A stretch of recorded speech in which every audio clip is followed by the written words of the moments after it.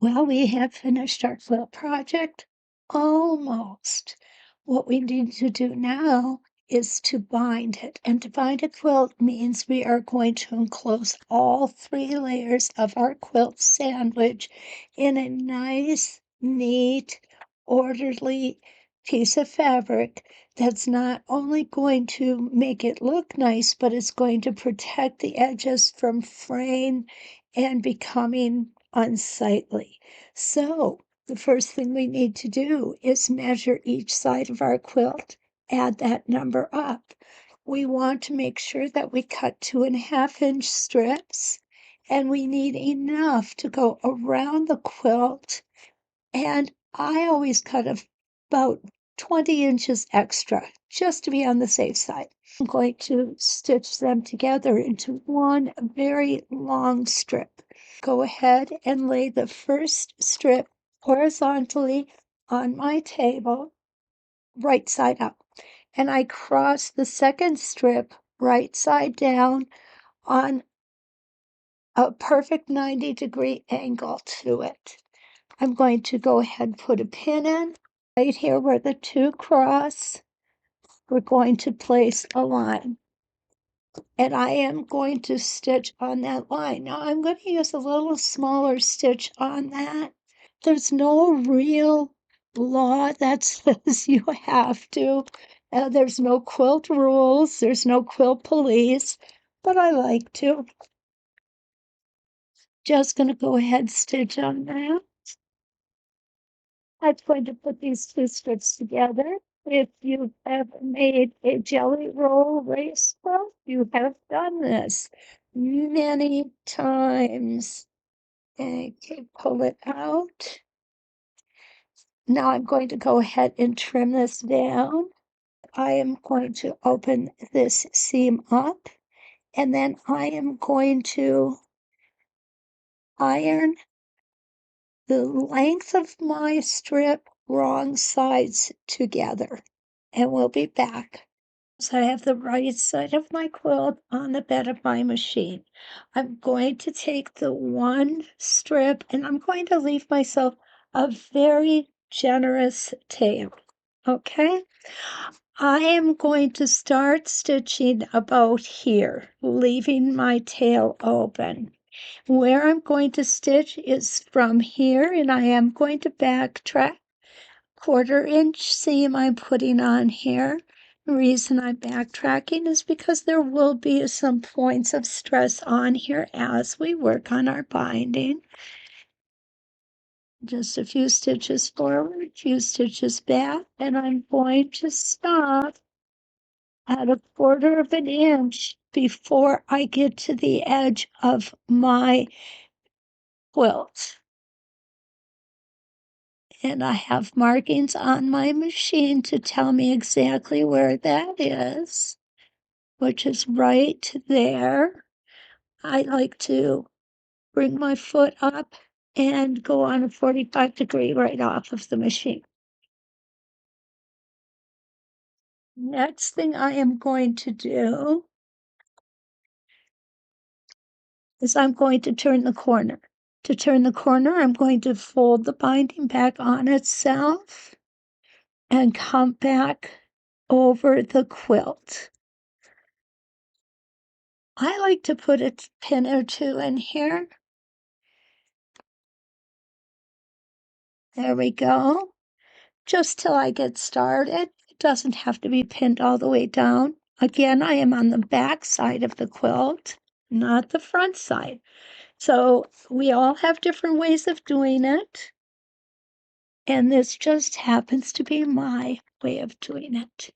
And I'm going to continue in the same manner all the way around the quilt until I get to the last side or the side that I started on.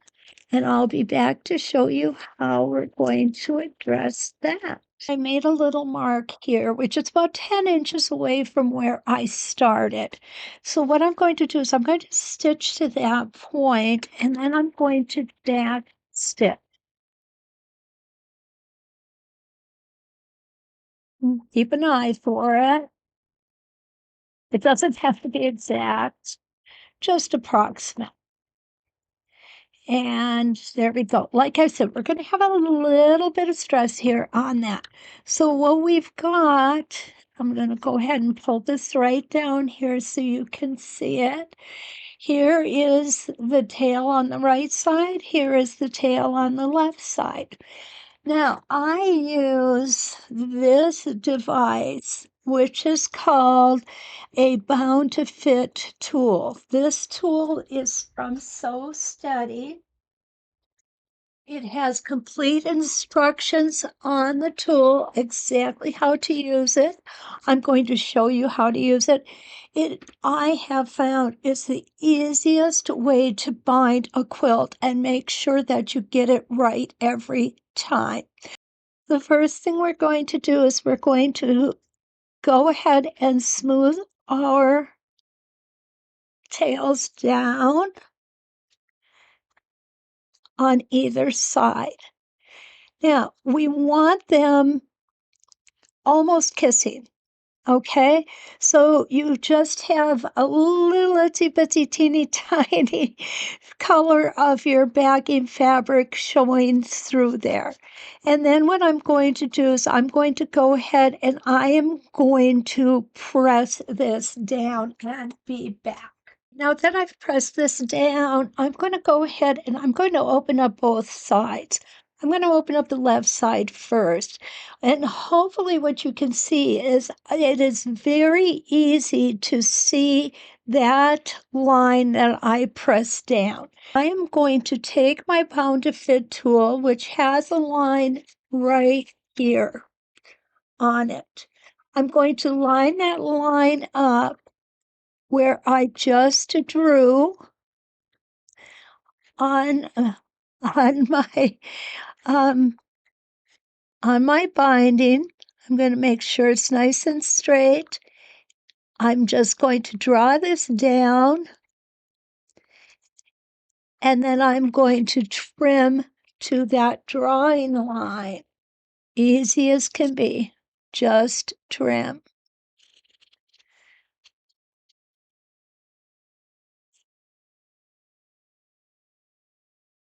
Now I'm just going to set this aside.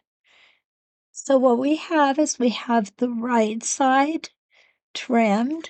Now we're going to open up and do the left side. And I'm going to again draw the line in here to make it easier for you to see. And you will see that we have a join here. That is not the end of the world, okay?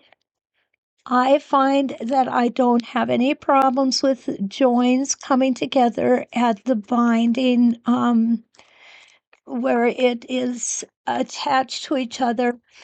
I find that the key to that is to make sure everything is very well pressed. Okay, so here is our instructions. So what we want to do is we want to hold our template like this and line it up with that line. We're going to go ahead and we're going to make a mark. There we go. Now what I want to do is I just want to double check this. So when we come to put it together, I want to make sure that I've got it the right way. And it is the right orientation for where we need it to be to open up properly. So, going to go ahead and trim that off. This tool does make it so much easier, just so much easier. The instructions are very clear. Here's the front. We want that line to be here, which is this line right here. We want the orientation to be like this and like this.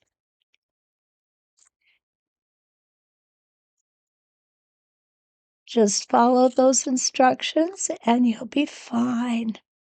Now what we're going to do is we're going to easily just join these two, and you see how beautifully they go together. I'm going to go ahead put some pins in here.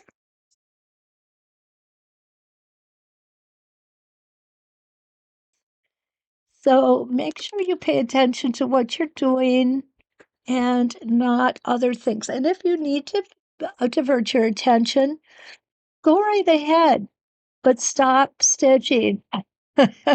Stop stitching. I always find that works best. There we go.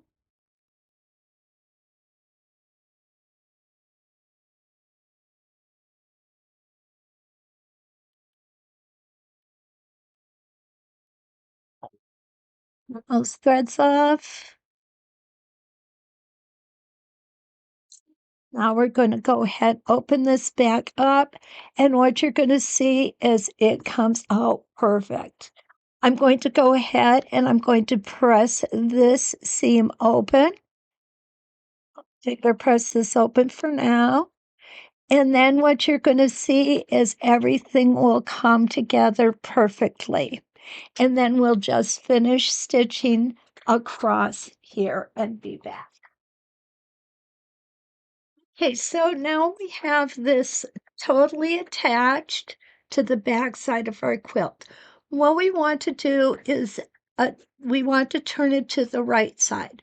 So I'm going to come in and I am going to press this open. And then I am going to turn it over to the right side of the quilt, and I'm going to use clips to hold it there. I will iron it as I move along. Now, to make a mitered corner, I'm going to go ahead and hold this portion here and just fold it over, and the two will meet perfectly every time. Isn't that easy?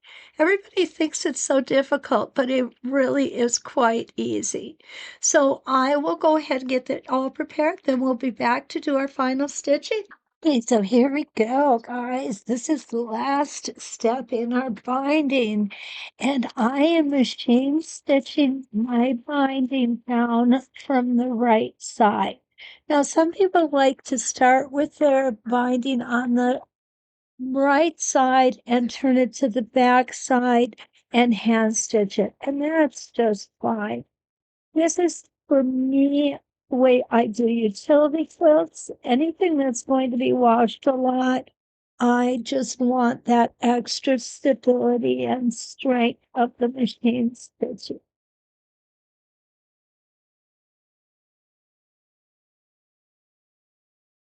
And here we go. We've just finished up. So all we have left to do is trim our threads. Certainly hope that you've enjoyed this process as much as I've enjoyed bringing it to you. Don't forget, like, subscribe, share, hit that bell so that you will definitely know when I've got new videos posted. And until I see you next time, let's go.